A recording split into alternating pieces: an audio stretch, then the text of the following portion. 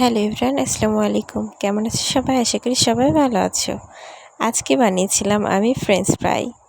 তার জন্য আমি প্রথমে আলুগুলোকে সুন্দর করে ছিলে কেটে নিয়েছি। তারপরে দেখেন আমার ছোট্ট মেয়েটা আমাকে কাজে সাহায্য করছে। সে আলুগুলোকে সুন্দর করে ধুয়ে দিয়েছিল। তারপরে আমি পরিমাণ মতো লবণ দিয়ে আলুগুলোকে সেদ্ধ তুলে দিই। হালকা সেদ্ধ হওয়ার পরে আমি আলুগুলোকে তুলে পানি ঝরে নিয়েছিলাম। তার ভেতরে একে একে সবগুলো শুকনো উপকরণ যেমন লবণ, হলুদ, মরিচের গুঁড়া, জিরের গুঁড়া, সামান্য ময়দা দিয়ে ভালো করে কোট করে নিচ্ছিলাম, যেন এগুলোর গায়ে গায়ে ময়দা আর মশলার মিশ্রণগুলো লেগে থাকে, তাহলে খেতে ভালো লাগবে।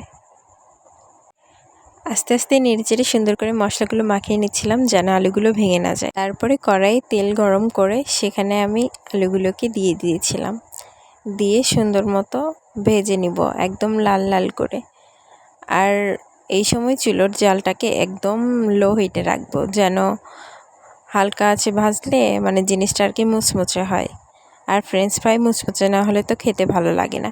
তাই আমি জালটাকে একদম কমিয়ে দিয়ে ভালো করে মুচমুচে করে ভেজে নিয়েছিলাম একদম লাল লাল করে।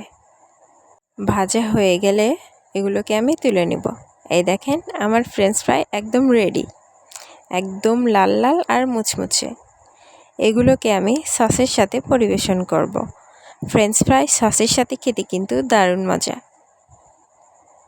তোমরা কিন্তু অবশ্যই বাসায় বানিয়ে খেয়ে দেখবে, অনেক মজা হয়, একদম বাহিরের মতো।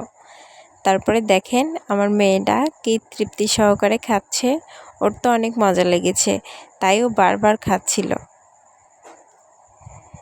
আমার সোনা মা, আমি যদি কখনো কিছু রান্না করি বা নতুন কিছু বানাই, ও কিন্তু খুব তৃপ্তি সহকারে খায়, আর আমার এতেই অনেক শান্তি লাগে।